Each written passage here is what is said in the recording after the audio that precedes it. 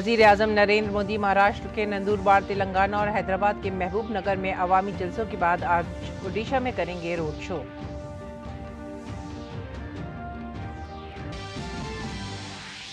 इंतखाबी जंग में बीजेपी लीडरों की तूफानी रैली। अमित शाह झारखंड और मगरबी बंगाल में करेंगे इंतखाबी तशहीर। जेपी नड्डा हरियाणा और चंडीगढ़ में संभालेंगे कमान। राजनाथ सिंह दुमका में करेंगे इंतखाबी जलसा और गोड्डा में करेंगे रोड शो।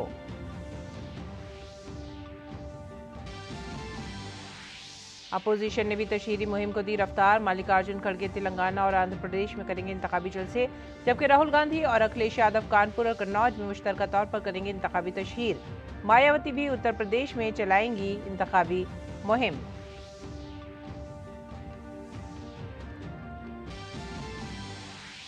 सातवें और आखिरी मरहले के लिए पर्चा नामजदगी दाखिल करने का अमल जारी। रविशंकर प्रसाद पटना साहिब से पर्चा नामजदगी करेंगे दाखिल। उत्तर प्रदेश कांग्रेस के रियासती सदर अजय राय वाराणसी से पर्चा नामजदगी दाखिल करेंगे। बीजेपी उम्मीदवार निशिकांत दुबे और रवि किशन के कागजात नामजदगी भी आज होंगे दाखिल।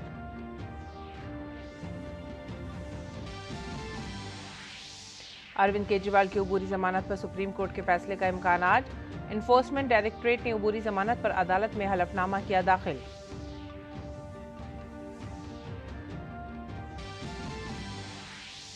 अक्षय तृतीया के मौके पर चार धाम यात्रा आज से शुरू। श्री केदारनाथ धाम के अकीदतमंदों के लिए खुले कपाट, जबकि श्री बद्रीनाथ धाम के 12 मई को कपाट खुलेंगे।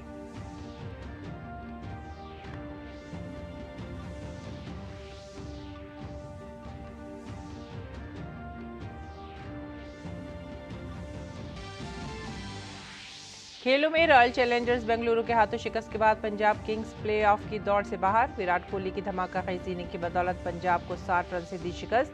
अहमदाबाद में गुजरात टाइटंस और चेन्नई सुपर किंग्स का मुकाबला आज।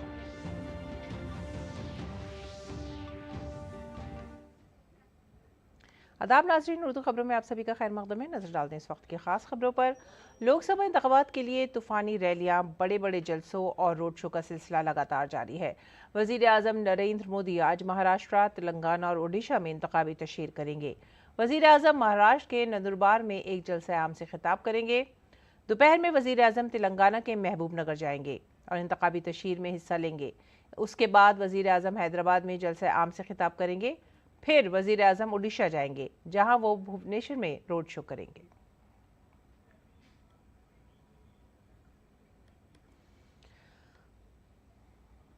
और जनूबी भारत की बड़ी रियासतों में से एक तेलंगाना में चौथे मरहले में रियासत की तमाम 17 लोकसभा सीटों पर वोटिंग होनी है। इसी सिलसिले में वजीर आजम नरेंद्र मोदी बीजेपी उम्मीदवारों की हिमायत में एक इंतखाबी रैली से खिताब करने हैदराबाद आ रहे हैं। हमारे नामानिगार ओपी यादव ने वजीर आजम मोदी की रैली के चीफ ऑर्गेनाइजर प्रेम सिंह राठौर से बातचीत की। लोकसभा चुनाव के चौथे चरण में देश के 10 राज्यों की 96 लोकसभा सीटों पर चुनाव होना है। इन्हीं में से तेलंगाना की 17 लोकसभा सीटें हैं। प्रधानमंत्री नरेंद्र मोदी यहां पर चुनावी रैली को संबोधित करने आ रहे हैं। क्या है यहां का सूरत हाल और चुनावी समीकरण, इसी विषय पर बात करने के लिए हमारे साथ मौजूद है प्रधानमंत्री की रैली के मुख्य संयोजक प्रेम सिंह राठौर। प्रेम सिंह जी, तैयारियां कैसी चल रही है रैली की? तैयारी बहुत जोरों से चल रही है। आप खुद देख रहे हो चारों तरफ कितना जोश उत्साह है। वैसे भी दक्षिण भारत के लोग प्रधानमंत्री जी के लिए और जो धर्म की राह पर चलता है उसके लिए अपने प्राण न्यौछावर करते हैं। क्या क्या तैयारी आपने खास तौर पर की है? प्रधानमंत्री जी आ रहे हैं, वो आप सभी को उद्बोधित करेंगे और उनका प्रेरणादायी उद्बोधन आप सभी को मिलेगा। हम सबको मिलेगा। हमारी तैयारी से ज़्यादा इंटरनल तैयारी है। हमारे पास हर जिले में अपनी अपनी भाषा का स्टाइल और उनके सांस्कृतिक विभाग है। अगर बात करें तेलंगाना में पूर्वांचल का एक मिनी समूह यहाँ रहता है, मारवाड़ी यहाँ रहते हैं, राजस्थानियों का समूह है, बहुत बड़ी आबादी है वोटर्स के रूप में, और उन सभी को साधने के लिए आपने लगातार न केवल प्रयास किए बल्कि घर घर तक कैंपेन भी किया। क्या कहेंगे? देखिए, ये सच्ची बात है कि इसको हैदराबाद को मिनी इंडिया कहते हैं। हर भारत के हर कोने से लोग यहाँ आकर के बसते हैं, व्यापार करते हैं, काम धंधा करते हैं। अब तो काफ़ी IT विभाग में भी जुड़ गए हैं, तो इसमें बहुत अच्छा लगता है हम लोगों को। जो सरकार यहाँ अभी तक के आई, पिछले दिनों में कांग्रेस की रही या BRS की रही या फिर कांग्रेस की आ गई, सिर्फ लूट करने का ही काम किया है। जनता को ठगना, कई जो है वायदे करना, कोई स्कीम बताना और करोड़ों रुपए गायब कर देना, गबन करने का ही काम किया है। हम आशा करते हैं कि भाजपा सरकार आएगी तो दक्षिण में एक नई रौनक आएगी। पूरा तेलंगाना नए तरीके से उत्साहपूर्वक तरक्की करेगा। हमारी डबल डिजिट के अंदर हमारी जो है यहाँ पर सीटें आएगी। तो ये तो भारतीय जनता पार्टी से प्रधानमंत्री नरेंद्र मोदी की रैली के प्रमुख संयोजक प्रेम सिंह राठौर, जिनका मानना है कि प्रधानमंत्री नरेंद्र मोदी के स्वागत के लिए न केवल के लिए बाद पलक पावड़े बिछाकर तैयार है, बल्कि रैली की पूरी तैयारियां हो चुकी है और प्रधानमंत्री नरेंद्र मोदी का उद्बोधन सुनने के लिए हैदराबाद की जनता पूरी तरह से उत्साहित है। O P Yadav, DD news, Hyderabad.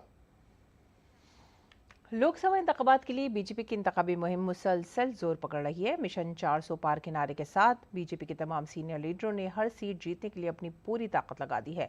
आज बीजेपी के सीनियर लीडर और स्टार प्रचारक अमित शाह झारखंड और मगरबी बंगाल में जबरदस्त रैलियां और रोड शो करके एनडीए के हक में जीत का माहौल बनाएंगे। आज अमित शाह सबसे पहले झारखंड के खूंटी लोकसभा हल्के में जलसे आम से खिताब करेंगे, जिसके बाद वो इंतखाबी दौरे पर मगरबी बंगाल पहुंचेंगे, जहां वो नादिया जिले के रानाघाट और बीरभूम पार्लिमानी हलकों में रैली करेंगे।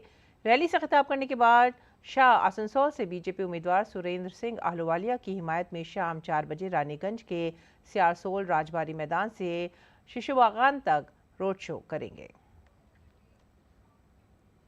और बीजेपी के कौमी सदर और स्टार प्रचारक जेपी नड्डा भी आज तकरीबन 12 बजे हरियाणा के पंचकुला में रोड शो करेंगे और आवाम से बीजेपी के हक में वोट डालने की अपील करेंगे, जिसके बाद वो शाम 4 बजे चंडीगढ़ के रामलीला मैदान में विजय संकल्प रैली से खिताब करेंगे और रियासत की तमाम लोकसभा सीटों पर बीजेपी की जीत को यकीनी बनाएंगे।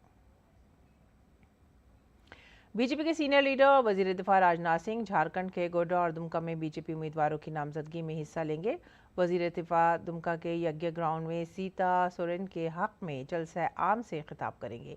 राजनाथ सिंह गोड्डा लोकसभा सीट से बीजेपी उम्मीदवार डॉक्टर निशिकांत दुबे की नामजदगी में भी हिस्सा लेंगे।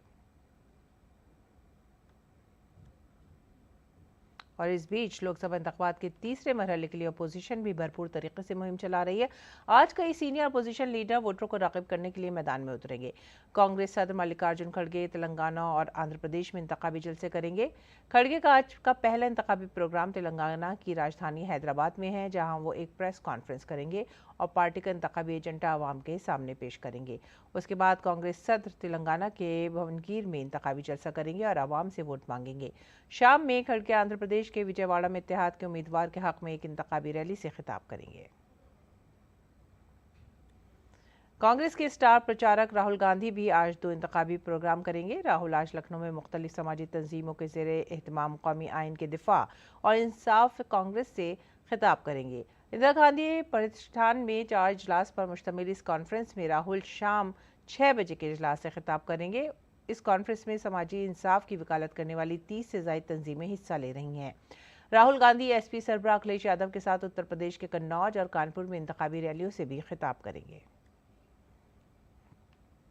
बीएसपी सरबराह मायावती उत्तर प्रदेश के अकबरपुर लोकसभा हल्के में वोटरों को राग़िब करने की कोशिश करेंगी। मायावती मुसलसल इंतखाबी मुहिम को आगे बढ़ा रही हैं। और उत्तर प्रदेश कांग्रेस के रियासती सदर अजय राय आज लोकसभा इंतखाबात के लिए अपना पर्चा नामजदगी दाखिल करेंगे। अजय राय उत्तर प्रदेश के वाराणसी लोकसभा हल्के से कांग्रेस के टिकट पर वजीर आजम नरेंद्र मोदी के खिलाफ इलेक्शन लड़ रहे हैं। इससे पहले अजय राय 2014 और 2019 के लोकसभा इंतखाबात में 2 बार वजीर आजम नरेंद्र मोदी के खिलाफ इलेक्शन लड़ चुके हैं। बीजेपी उम्मीदवार और साबिक मरकजी वजीर रविशंकर प्रसाद भी आज पटना साहिब से अपना पर्चा नामजदगी दाखिल करेंगे। आम इंतखाबात के 7वें मरहले के तहत बिहार के पटना साहिब में 1 जून को वोट डाले जाएंगे। इस बीच मध्य प्रदेश के बैतूल में 4 पोलिंग स्टेशनों पर आज से दोबारा वोटिंग हो रही है। बस में आग लगने से इन पोलिंग स्टेशनों का सामान जल गया था। बस में 6 पोलिंग स्टेशन का मवाद मौजूद था, जिसमें से 2 पोलिंग स्टेशन का मवाद महफूज रहा। वोटिंग शाम 6 बजे तक जारी रहेगी। और मध्य प्रदेश की बकिया 8 लोकसभा सीटें, जिनके लिए चौथे मरहले में 13 मई को वोटिंग होगी, इनमें मालवा खित्ते की अहम रतलाम लोकसभा सीट भी शामिल है। इस सीट पर कांग्रेस ने साबिक मरकजी वजीर और कांग्रेस के सीनियर रहनुमा कांतिलाल भूरिया को मैदान में उतारा। हमारे नुमाइंदे अजीत द्विवेदी से खुसूसी बातचीत में कांतिलाल ने कहा कि उन्होंने इलाके में काफ़ी काम किया है। ये भी कहा कि सैम पित्रोदा ने जो कहा है वो उनके ज़ाती ख्यालात हैं। मजहब की बुनियाद पर रिजर्वेशन पर उन्होंने कहा कि कांग्रेस सबको साथ लेकर चल रही है और मजहब की बुनियाद पर भी लोगों को आगे बढ़ाना और मदद करना दुरुस्त है।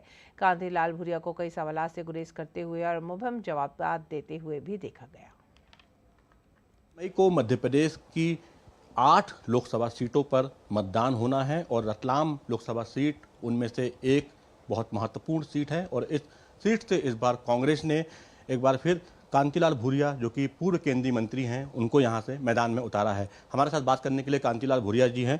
कांतिलाल जी, आप एक बार फिर से मैदान में हैं, क्या मुद्दे लेके जा रहे हैं जनता के पास और क्या अपनी बात रख रहे हैं? भाई, हाईकमान ने मुझे रतलाम झाबुआ अलियाजपुर क्षेत्र के लिए उम्मीदवार बनाया है और मैंने जब से टिकट डिक्लेयर हुई तब से लगातार मैं सभी जगह 5-8 विधानसभा में मैं गया और सबसे बात हुई और सब तरफ से मुझे भरोसा दिलाया गया है कि वहाँ बिल्कुल आपको हम वोट देंगे।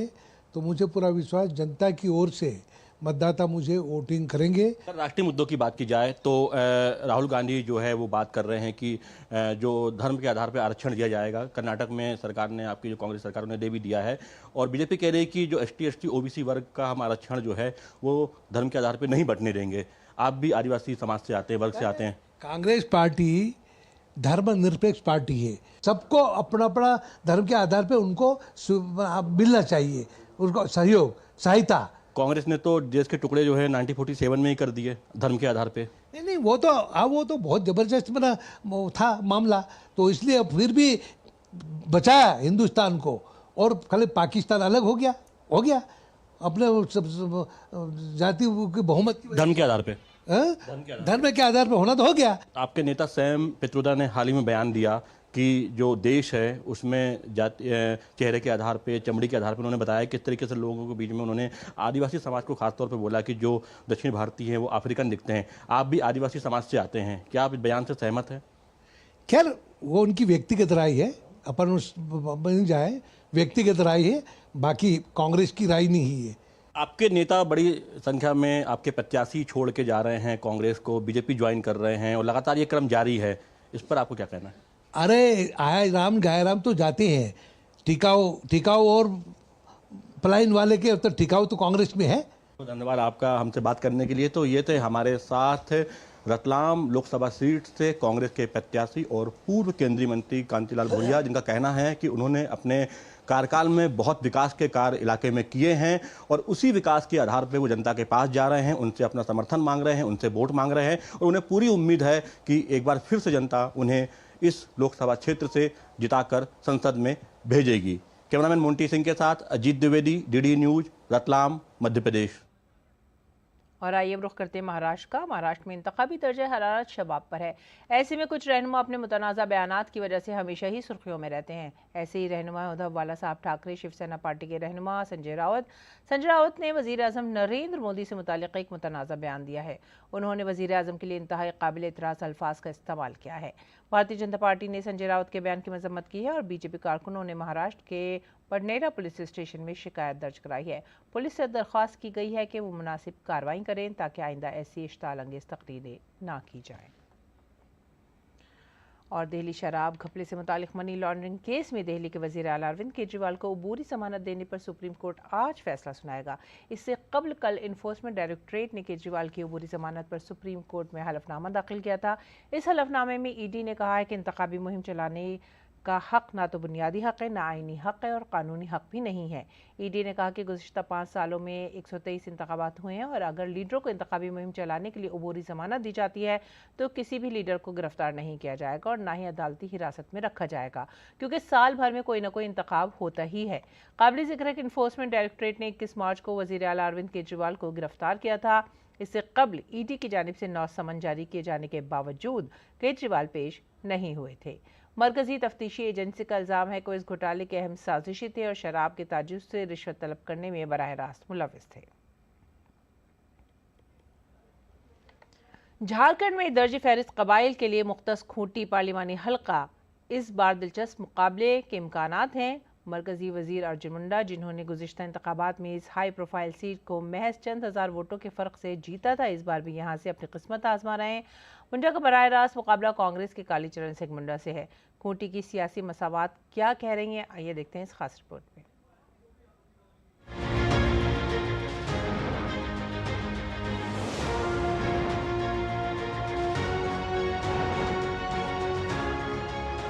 झारखंड की हाई प्रोफाइल सीटों में से एक खूंटी में भी लोकसभा चुनाव को लेकर धीरे धीरे मौसमी पारा के साथ चुनावी पारा भी परवान चढ़ चुका है। 4 जिलों और 6 विधानसभा क्षेत्रों में फैला यह संसदीय क्षेत्र भौगोलिक दृष्टि से भी अनोखा है। पहाड़ों और जंगलों से आच्छादित इस अनोखे इलाके में चुनाव भी दिलचस्प और कांटेदार होने की उम्मीद है। भगवान बिरसा मुंडा की जाय पैदाइश और कर्मभूमि खूंटी में लोकसभा इंतखाबात के सिलसिले में इंतखाबी बिगुल बज चुका है। इस सीट से कुल 7 उम्मीदवार अपनी किस्मत आजमा रहे हैं, जिनमें मरकजी वजीर और बीजेपी उम्मीदवार अर्जुन मुंडा और कांग्रेस के कालीचरण सिंह मुंडा भी शामिल हैं। देश की सरकार बनानी है तो हर आदमी को सुरक्षित भी रहना है और प्रगति भी करना है, और प्रगति बच्चों का भी, परिवार का भी, समाज का भी और देश का भी। और इसी काम में नरेंद्र भाई मोदी देश के यशस्वी प्रधानमंत्री लगे हुए हैं। इनकलाबियों और आज़ादी के मतवालों की जाय पैदाइश खूंटी में मरकजी वजीर अर्जुन मुंडा और कांग्रेस के कालीचरण सिंह मुंडा के दरमियान अहम मुकाबला होने का कवी इम्कान है। मरकजी वजीर अर्जुन मुंडा को इस पार्लिमानी हल्के में तरक्की की बुनियाद पर जीत का यकीन है। चुनाव हम लोग जल जंगल जमीन की लड़ाई लड़ रहे हैं, यहाँ के लोगों के हित हक के लिए लड़ाई लड़ रहे हैं। और अब की बार इंडिया गठबंधन खूंटी लोकसभा सीट में खूंटा गाड़ देगा। खूंटी लोकसभा हल्के पर कई दहाइयों से बीजेपी का गलबा रहा है। पद्म भूषण और लोकसभा के साबिक डिप्टी स्पीकर बीजेपी के कड़िया मुंडा 7 मरतबा इस सीट की नुमाइंदगी कर चुके हैं। झारखंड के क़याम के बाद 2004 में हुए पहले इंतखाबात में अगरचे कांग्रेस की सुशीला काकेटा ने जीत कर कड़िया मुंडा के जादू को शिकस्त दी थी, लेकिन कड़िया मुंडा ने 2009 में दोबारा इंतखाबात में कामयाबी हासिल की और 2014 में जबरदस्त वापसी की और अपनी जीत का सिलसिला बरकरार रखा। कड़िया मुंडा अब फाल सियासत से दूर हैं, लेकिन वो अर्जुन मुंडा के काम से खुश हैं, जो 2019 में अब ये मिराज संभाल रहे हैं। दर्जे फहरिस्त कबाइल के लिए मुख्तस इस पार्लिमानी हल्के में 13,12,000 से जायद वोटर्स हैं, जिनमें से 6,44,000 से ज्यादा मर्द हैं और इनसे कदरे ज्यादा खवातीन वोटर्स की तादाद 6,67,000 से ज्यादा है। इस कबाइली अक्सरियती और नक्सल से मुतासिरा पार्लिमानी हल्के के कई इलाके नाकाबिले रिसाई हैं। यहाँ के लोग अब भी कई मुश्किल हालात से नबर्दाजमा हैं। जमहूरियत के अजीम त्यौहार को लेकर इन वोटरों में काफी जोश खरोश नजर आ रहा है। Bureau report, DD news. नायब सदर जमहूरिया जगदीप धनखड़ आज अयोध्या का दौरा करेंगे। अयोध्या के अपने एक रोज़ा दौरे पर नायब सदर जमहूरिया श्री राम मंदिर, हनुमानगढ़ी मंदिर, कुबेर टीला भी जाएंगे और सरयू घाट पर आरती में शामिल होंगे।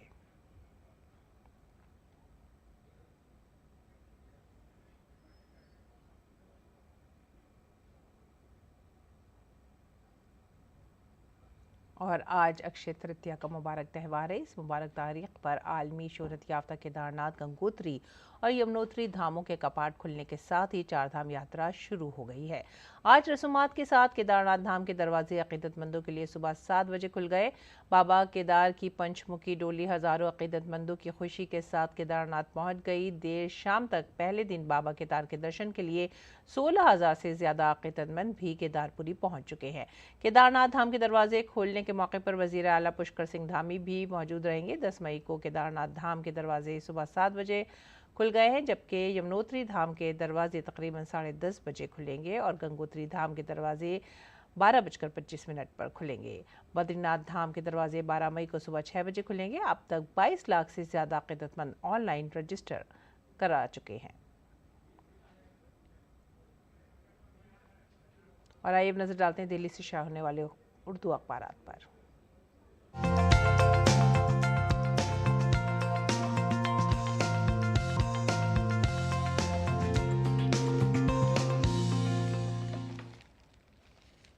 उर्दू अखबारात के जायजे में जो पहली खबर हम ले रहे हैं वो है रोज़नामा राष्ट्रीय सहारा से और ये केजरीवाल से मुताल्लिक है। केजरीवाल के खिलाफ ईडी का हलफनामा दाखिल हो और ज़िमनी चार्जशीट। आज सुप्रीम कोर्ट से उबरी ज़मानत पर फैसला आने से पहले ईडी के 2 बड़े इक़दाम से दिल्ली के वज़ीर आला की बढ़ सकती हैं मुश्किलात। जो दूसरी सुर्खी है वो भी रोज़नामा राष्ट्रीय सहारा से और ये सुर्खी है, सुप्रीम कोर्ट में पासपोर्ट कानून के दफ़ात को चैलेंज किया गया। गर्मी की छुट्टियों के बाद होगी समाअत, हाई कोर्ट ने खारिज कर दी थी अर्जी। इसके बाद तीसरी खबर पर नज़र डालेंगे और ये अमेरिका से मुतालिक है। अमेरिका हिंदुस्तान के आम इंतखाबात में खलल डालना चाहता है, रूस का इल्ज़ाम। इसके बाद की जो सुर्खी है वो है हिंदुस्तान एक्सप्रेस से। संदेश खाली मामले में बीजेपी लीडरों के खिलाफ इलेक्शन कमीशन से शिकायत। संदेश खाली से मुतालिक एक और नया वीडियो सामने आया है। इसके बाद की खबर हिंदुस्तान एक्सप्रेस से। हरियाणा में सियासी बेयकीनी के दरमियान कांग्रेस ने गवर्नर को खत लिखा है, सदर राज नाफिज करने का मुतालबा किया है। आगे बढ़ेंगे अगली खबर की तरफ। हमारा समाज की खबर, और ये सऊदी अरब से मुतालिक है। सऊदी अरब में हज के लिए हिंदुस्तान का पहला काफिला मदीना के लिए रवाना हो चुका है। इसके बाद नज़र डालते हैं अगली खबर पर। दिल्ली में दरख्तों की कटाई पर सुप्रीम कोर्ट ने सख्ती से अफसरान को नोटिस जारी किया है। आगे बढ़ेंगे सहाफ़त की अगली सुर्खी की तरफ नज़र डालते हैं। अगर इसराइल ने बड़ा हमला किया तो हथियारों की फराहमी उसको बंद कर देंगे। अमरीकी सदर जो बाइडन का बयान। तो ये थे उर्दू अखबारात और उनकी चंद सुर्खियाँ। और इसके बाद आगे बढ़ते हैं अगली खबर की तरफ। अगली खबर में यूएई भारत सीपीए काउंसिल यूआईसीसी और इंडियन चैम्बर ऑफ कॉमर्स के दरमियान कोलकाता में एक मफाहमतनामे पर दस्तखत हुए हैं। ये मुआहदा मुत्तहदा अरब अमीरात और भारत के दरमियान इक़्तिसादी और तिजारती ताल्लुकात को मजबूत बनाने के लिए स्ट्रैटेजिक शराकत दारी का आगाज़ है। इंडियन चैम्बर ऑफ कॉमर्स के director general doctor Rajiv Singh ने कहा है कि एक जामी इक़्तिसादी शराकत दारी का मुआहदा है। इसके तहत दो तरफा तिजारत दरामदात और बरामदात के तहत ज़्यादातर मसनूआत पर ड्यूटी से पाक होंगी। करीब 2 साल पहले इंडिया और यूएई ने साइन किया। So it's comprehensive economic partnership agreement. इसके अंडर में जो आपकी अभी बायलैटरल ट्रेड है, जो एक्सपोर्ट्स इंपोर्ट्स है, मेजॉरिटी प्रोडक्ट्स पे it is almost now duty free, और काफ़ी सारे प्रोडक्ट्स में ड्यूटीज़ या टैक्सेस आहिस्ता आहिस्ता कम होंगे और करीब 5 साल में, 8 साल में, 10 साल में ज़ीरो हो जाएंगे। इसका उद्देश्य ये है कि यूएई भारत में व्यापार बढ़े। और खेल की खबरों में इंडियन प्रीमियर लीग में आज अहमदाबाद में चेन्नई सुपर किंग्स और गुजरात टाइटंस के दरमियान मुकाबला होगा, जहां एक तरफ चेन्नई सुपर किंग्स को आखिरी 4 में अपनी दावेदारी मजबूत करने का चैलेंज दरपेश है, तो वहीं दूसरी जानिब गुजरात टाइटंस के सामने आखिरी 4 की दौड़ में बरकरार रहने का चैलेंज है। जब पिछली मरतबा दोनों टीमों का मुकाबला इसी मैदान पर हुआ था, उस वक्त साई सुदर्शन की 96 रनों की इनिंग की बदौलत ही गुजरात टीम एक बड़ा स्कोर खड़ा करने में कामयाब हुई थी।